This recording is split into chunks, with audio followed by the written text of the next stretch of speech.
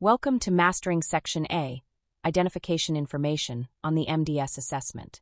In this video, we'll help you identify the various components of Section A, understand the coding instructions, accurately complete each item, prevent common coding errors and misconceptions, and recognize the impact of Section A on accurate data tracking and developing the resident's plan of care. The intent of this section is to obtain the reasons for assessment, administrative information, and key demographic information used to uniquely identify each resident and understand potential care needs, including access to transportation and the home in which they reside. Our section begins with items A0050 through A0410, where we will be identifying the type of record, assessment, facility, and their current certification or licensure designation.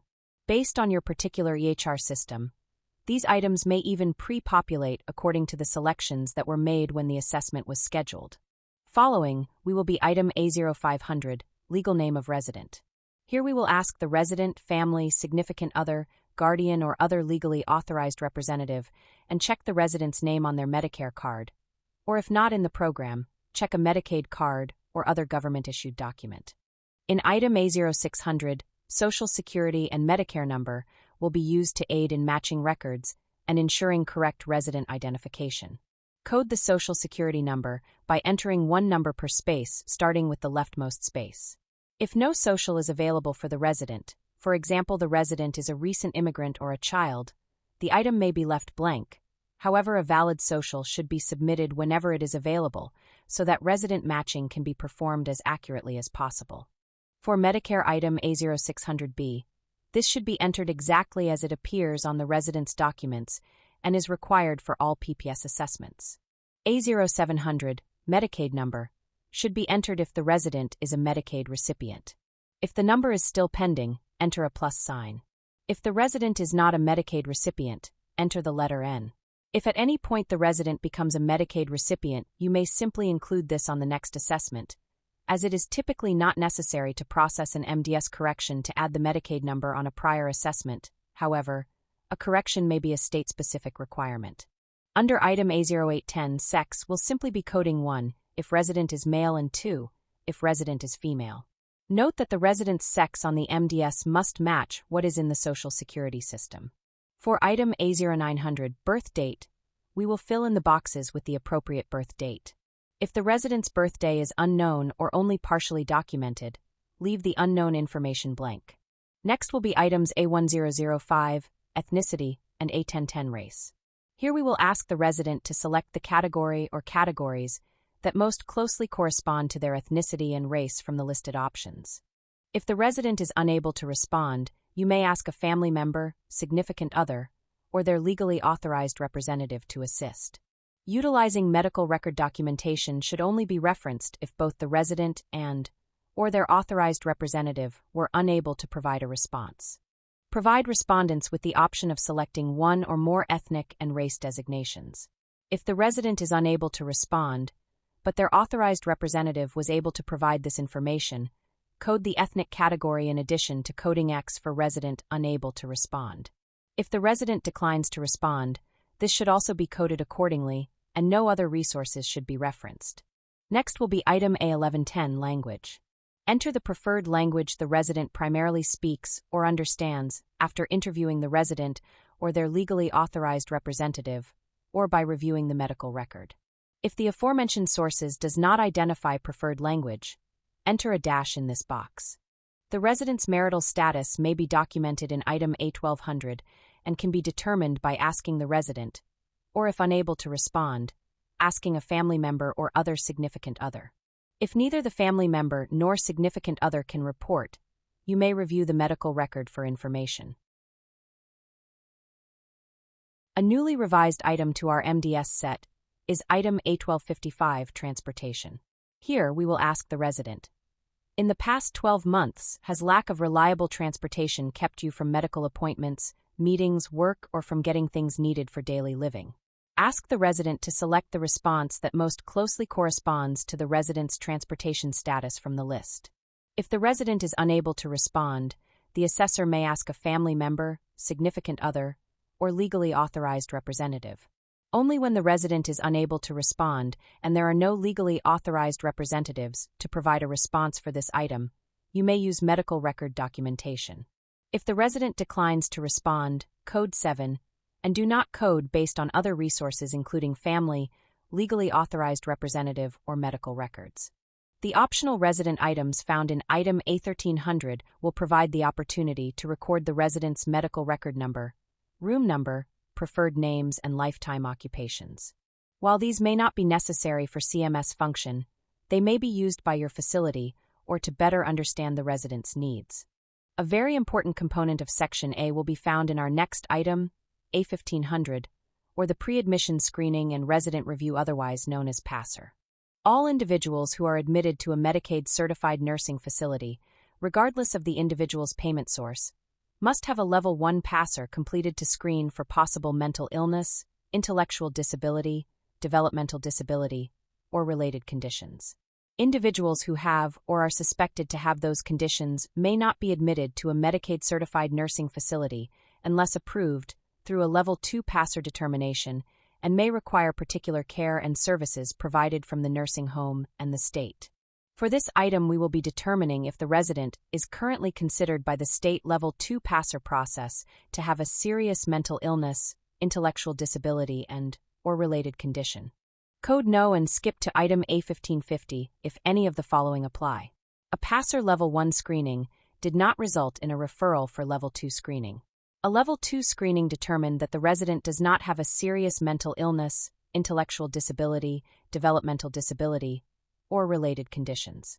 You may also code No if a PASSER screening was not required because the resident was admitted from a hospital after requiring acute inpatient care, is receiving services for the condition for which they received care in the hospital, and the attending physician has certified before admission that the resident is likely to require less than 30 days of nursing home care.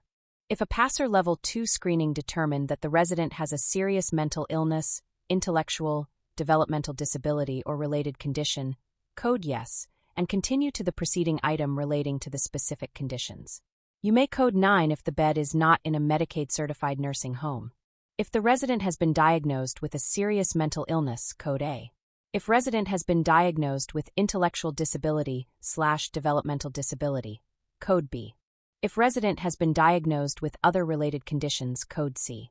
To document conditions often associated with intellectual or developmental disabilities, we will also be checking additional conditions related to that status that were present before age 22 in Item A1550. When age of onset is not specified, assume that the condition meets this criterion and is likely to continue indefinitely. These include Down syndrome, autism, epilepsy, or other organic conditions. The next portion of Section A will be covering the resident's most recent admission, entry or re-entry into the facility in items A1600 through A1805. The most recent admission, entry or re-entry could be any of the following: date of admission to the facility, the date the resident most recently returned to the facility after being discharged or transferred out. Admission versus re-entry can be defined as follows.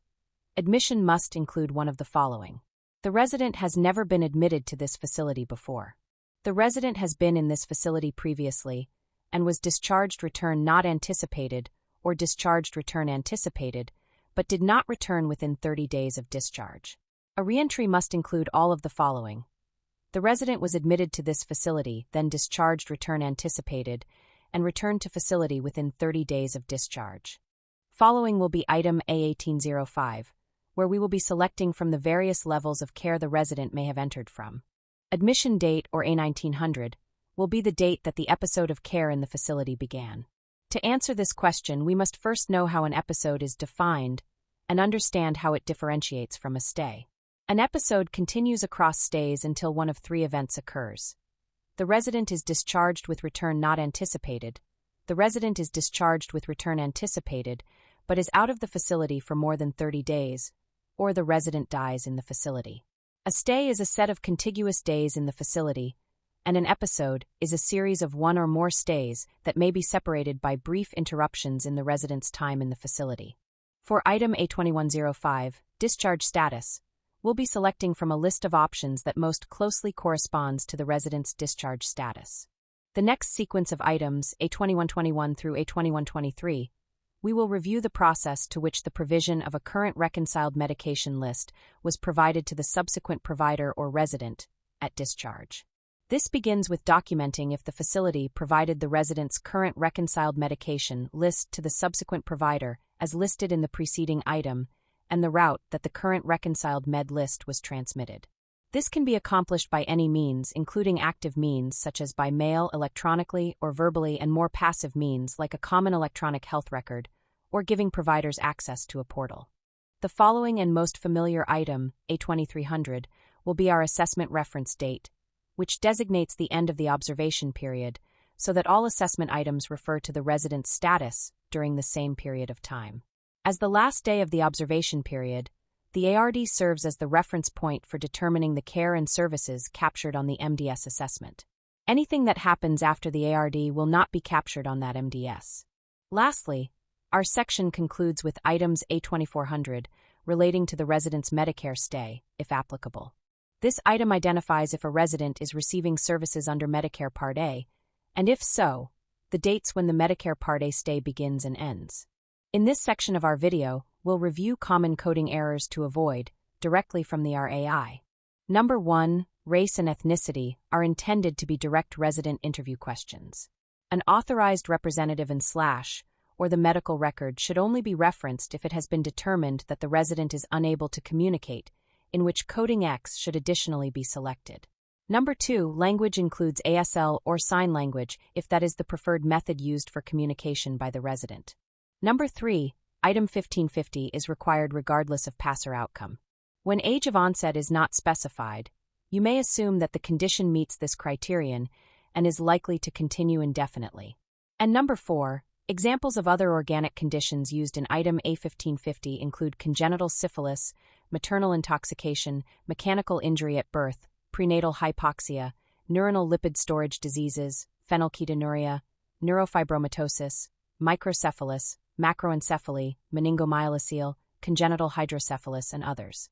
Section A plays a pivotal role in terms of MDS organization and identifying potential care needs before, during, and after the resident's stay, which is why coding accuracy is imperative. For more information about coding the MDS, or to see more MDS-related content, follow our channel at MDS Made Easy. Brought to you by the Data Nurse, your partners in MDS Precision.